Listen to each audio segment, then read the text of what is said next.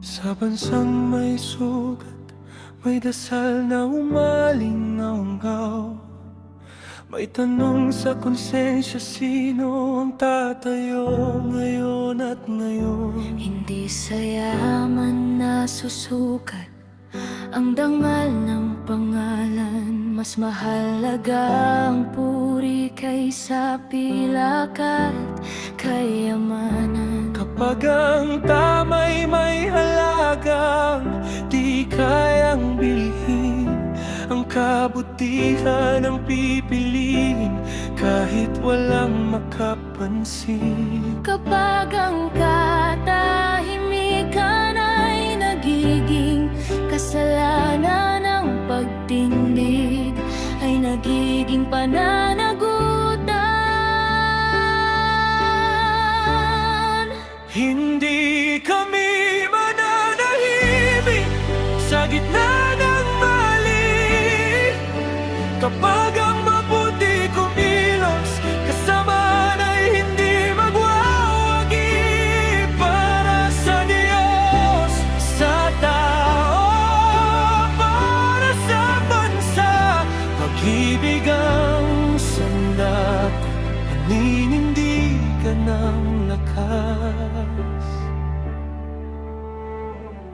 May mga tulong na hindi kailangang ipakita, hindi kailangang ipagsigawan o ibalita.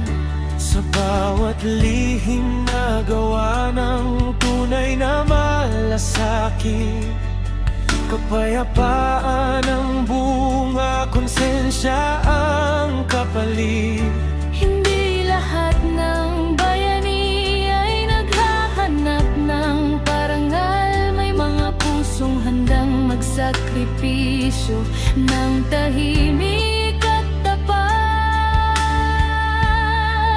Hindi kami mananahimik sa gitna ng mali.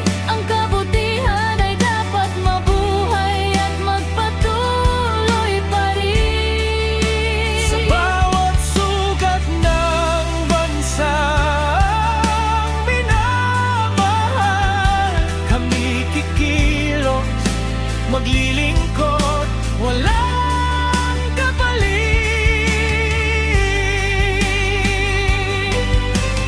Di sambasado sa gawa at panalangin, hindi sa salita lang, kundi sa tunay na damdamin.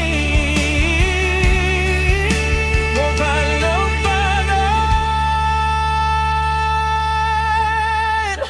hindi lang bakal at ginto, kundi tapang na hinubog sa pag-ibig at serbisyo.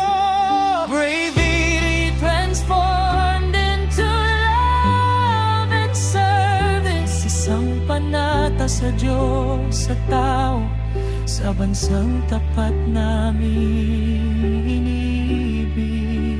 Para sa Diyos, sa tao, para sa bansa, ito ang panata naming hindi kailanman mawawala. Hukbong kerubin, sa kabutihan kay kaubin. Sa bawat pagkilos ng mabuti, ang bansa'y babangon muli.